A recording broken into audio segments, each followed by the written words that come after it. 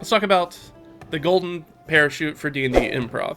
It's something that I really like, and I don't ever see a lot of people talk about it, but I think it's a really, really useful thing. Do you like to prep D&D? I like to prep D&D, but do you like to prep D&D? And I'm not really talking specifically about world building, mainly sort of putting together an adventure, talking about like all the encounters, all the NPCs, the locations, the trinkets, etc. Do you enjoy that part of prep? Do you like to prep games? I find that some DMs and GMs really, really like it. Others absolutely hate it. It really sucks for me when my friends go on LARK and go in the opposite direction of what I spend a bunch of time prepping. And I feel like if you come from that prep background, and especially somebody who likes to prep games, be like, I prepped all this stuff and my players have decided to go do something else. And I'm now left with kind of empty hands because all the notes that I have in front of me are for something completely different. And I still have a few hours of D&D I still need to run. Does any of that sound familiar to you as Dungeon Master or Game Master? Because it certainly sounds familiar to me. It's definitely something that's happened to me on multiple occasions. Right, we see it when they focus on meaningless NPCs that you just kind of threw to be filler in the scene, and they focus on those NPCs instead of being like, oh, well, I really want to chase down this random thing you kind of threw off, instead of doing what we said we were going to do for this session and all that stuff. So if any of that sounds familiar, I think you're going to like this parachute idea. Now I'm assuming, if you're watching this, you're probably a pretty good DM or GM. You don't really want to force your players on rails down an adventure. You don't really want to do that. You don't want to strong arm them into doing the adventure that you prep for them all the time. But we can't really prep an entire sandbox for each session that the players decide to play Explorer instead of doing the other thing that I also have to prep for this session.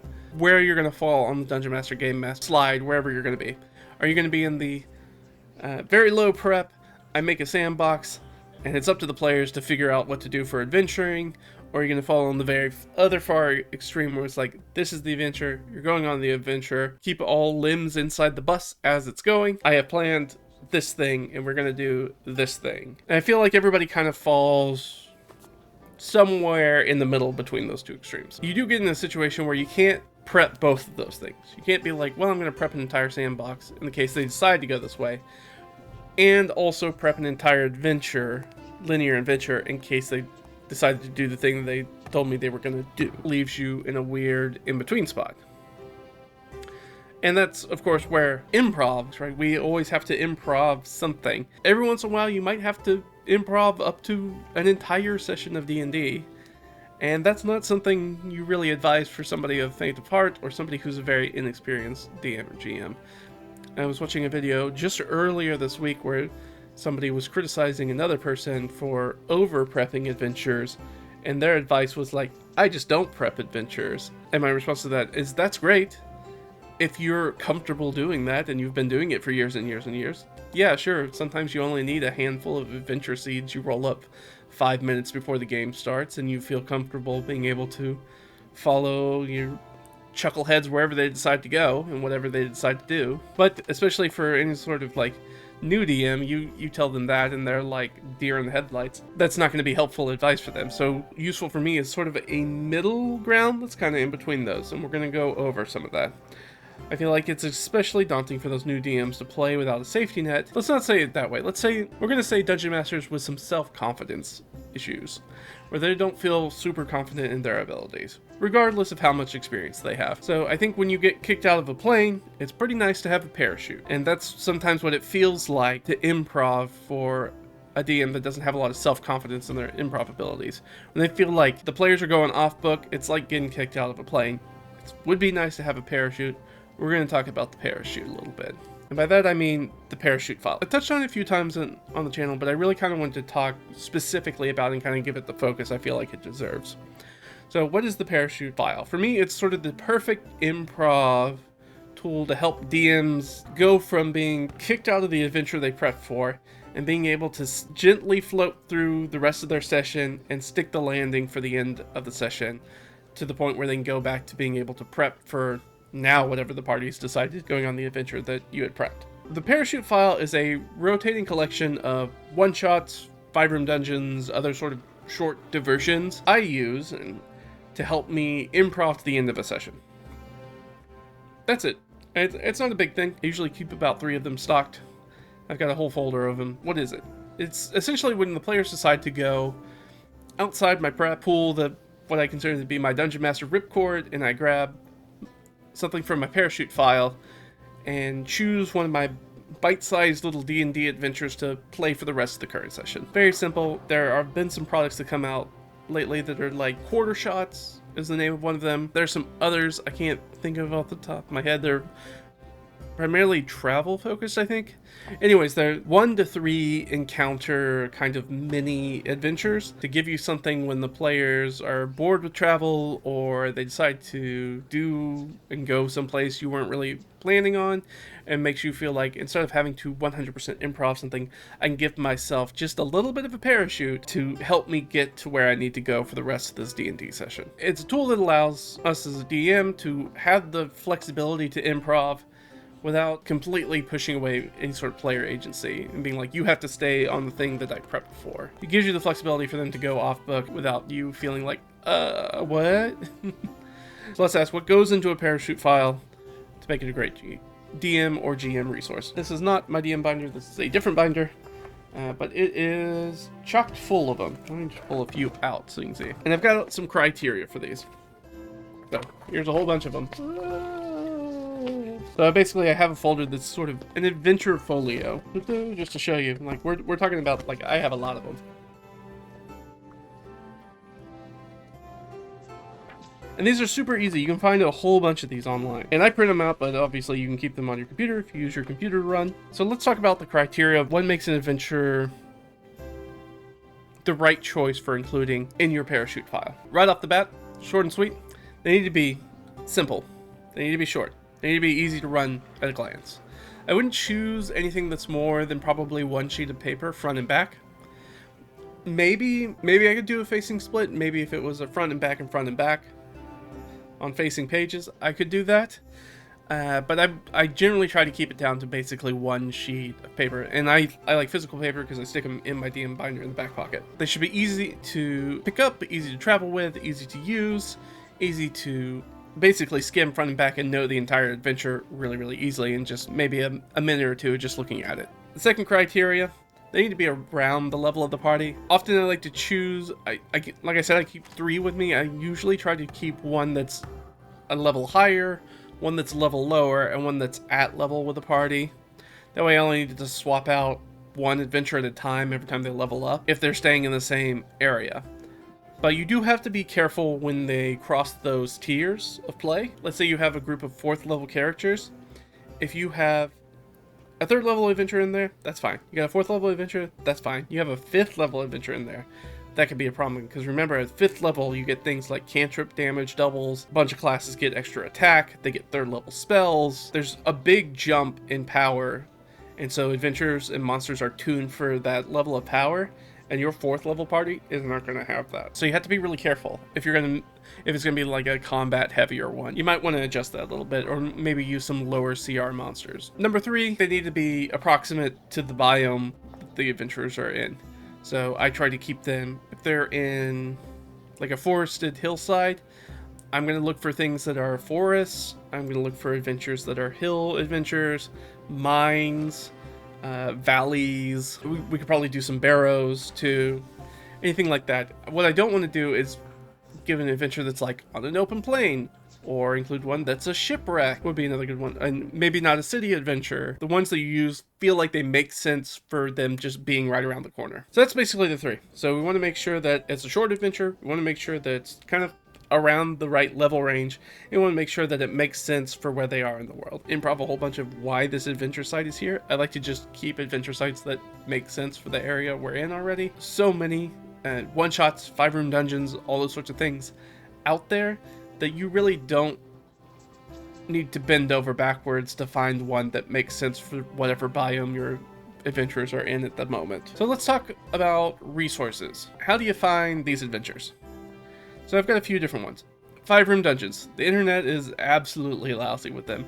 If you just put in 5-room dungeon, you could probably put in a 5-room dungeon forest or 5-room dungeon caves or something like that, and it's going to pull up a whole bunch of sources for you, and you're going to be able to grab one. Grab that, you throw it in the back of your DM binder like me, you're good to go. Like a 5-minute chore. Source number 2, the one-page dungeon contest. You can find the resource online. They keep archives of all the previous year's entries. You can find them and grab whichever ones you want and download them. All free. Go grab them. They're all meant to be one page. You can find the appropriate level, something that piques your interest, something that's fun. You can do something like mine, where I've actually built up like a little folio because I've grabbed a whole bunch of adventures that I've run, one-shots and things that kind of fit this framework, and kind of, if I run it and I like it, then I put it back in the folio. If I run it and I don't like it, then I either change it to make it something I would like, or toss it and just get something else. And number 3, I like Tyler Monahan's, there's a corner of it, I know you can't read it, but that's there. Tyler Monahan has this group of one-page adventures. It is 60 pages of one-page adventures for basically every environment you can think of, levels 1 to 15. We've got shipwrecks, we've got arctics, we've got hills, we've got caverns, we've got caves, we've got forts, we've got towns. He's got a whole bunch of stuff in there, and he's actually republished it and redid the formatting, fixed a number of spelling errors and grammatical errors, got some better artwork for some of it, and it's real nice. If I'm smart, I will leave a link in the description. And number 4, you can create your own. Now, if you are a Dungeon Master or Game Master who's been doing this for a while, you've probably run your share of 5-room adventures, one-shots, etc. You can take any of those ones that you've run and you've liked or tweaked, or if you just have downtime, or maybe you're not running a game right now, you can build your own folio with just making a whole bunch of one-shots for a whole bunch of different levels and different biomes, creating your own catalog of adventures that you are going to be 100% positive that nobody's ever come across before. None of your players have ever seen before because you made it. So that gives you 4 really easy ways to kind of fill up that space and create your own parachute file in the back of your DM binder or wherever you keep that stuff. And I do think that making your own parachute file contents is a great way to get those great ideas that are out of your head. We all have those GM ideas where like, oh, that'd be a really cool adventure, or ooh, that would be a really fun encounter, or this could be an interesting trap, or I kind of want to do something that's maybe like cryptographic, maybe like a code breaking thing. Well, if I wanted one encounter, what would I build that adventure around, and just make a short adventure and put that in there. And there's lots of ways to be able to take all that stuff when we get those great ideas and we don't really have a way to immediately turn it into fodder for our games that doesn't fit the game that you're running right now, or you're not running a game right now. Instead of just letting it lie and waste away and forget about it, you just take it, write it down and be like, I want to build an adventure based off of this. And then just make a short adventure, and then you'll always have it for later. Now, you may not run that adventure this campaign, but you always have it for future campaigns, side quests, one-shots. Whenever that one friend ends up canceling last minute and you guys are like, well, this was supposed to be that character's thing, so now we can't run this main session, our main campaign. So do you guys want to draft up some characters and run this one-shot, or just run with your current characters and it'll just be like a fun aside thing that happens? It's very simple, it's a very easy tool. It doesn't take a lot of prep time. It takes like a few minutes. You only really need to change it out every few sessions you're running. If they're staying in like the same area and they're not leveling up, then you don't need to make any changes at all. Let me know if you've tried something like this before, where you keep a resource of small short adventures as a way to give you that oomph, let you improv whenever whatever you've actually prepped doesn't go according to plan and the players decide to run off something. Or maybe you have the same sort of instance I've had before, where they just run roughshod over an adventure or dungeon. They just delve straight to the bottom. They don't take any wrong turns. They immediately kill the bad guy. They grab the stuff and they run out of the dungeon, and you're like, well, I still have 2 hours of session left.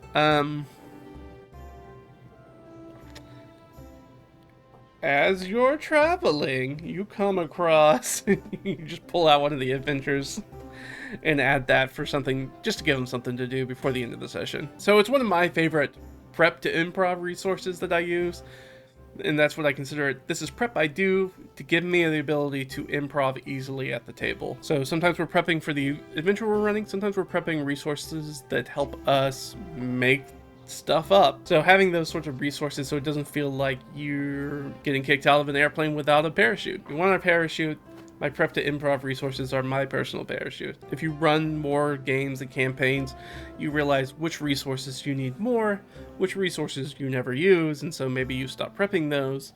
And you never know, maybe the parachute file falls on you for something like that. Maybe you decide that I don't really want to improv, really want entire adventures. Maybe I just want some weird encounters they can run across, so maybe instead it's just a sheet of encounters for you. Just picking a place to start and then seeing how it works in your campaign when you're running your game is a great way to figure out what does and does not work for your campaign and for your overall dungeon master style. So other things that I use that are in my prep to improv resources, I have a 1D100 NPCs table. If you want to see any of these resources, you have definitely seen me use them in the solo RPG series. So anyways, I have a 1D100 NPCs table, and that's usually done by, rather than having finite NPCs, it's usually just rolls, kind of. And there's way more than 100 on it. Basically, every entry in that 1D100 table has about 3 different on it, so it's really about 300 that you're choosing from. So that way, every time that I roll the D100, there's never like, oh, I rolled one thing and that one thing doesn't make sense. Usually there's 2 or 3 choices I can make there and be like, oh, one of these will make sense. And if not, I just reverse the numbering. Oh, I rolled a 84. None of these 3 make sense. What does 48 have under it? That's a really easy way to do it without rolling again. I have my pocket contents table, which is just for loot that people find in people's pockets, random stuff that people carry around with them, which is a good way, so you're not just always giving out gold or giving out healing potions or stuff. And I have a wilderness dressing tables that I really like to use, which is like, here's random stuff that's kind of going on in the wild that you might run across as you're traveling or trying to find the sunken temple or whatever it is your mission is that you're doing, that you're running across the wilderness. It's a huge Dungeon Master confidence boost to feel prepared when you're going into a session, even when you're pulling an entire session out of your butt. And I think that's where so many Dungeon Masters and Game Masters are trying to get to, especially new ones, where they feel like they have that confidence that they are prepared to improv. Anyways, if you want me to go over some of my other homemade DM tools and resources, just let me down below. But otherwise, that's gonna be it for me. I think this is all high value information. I wish this was the sort of information that I would have been able to find other places. But instead, most of this information was stuff that I had to create on my own. It wasn't those resources. A lot of the things I see is like, oh, here's a new tool, here's a new thing, or a new system. Instead, sometimes all I want is just some very practical, very low-tech advice on how can I run my games better and make it more fun and engaging for myself and everybody else that's sitting around the table with me. And we'll pick this up next time with some more stuff. For now, that's it. Thanks everybody, and I'll see you guys next time. All right, bye bye.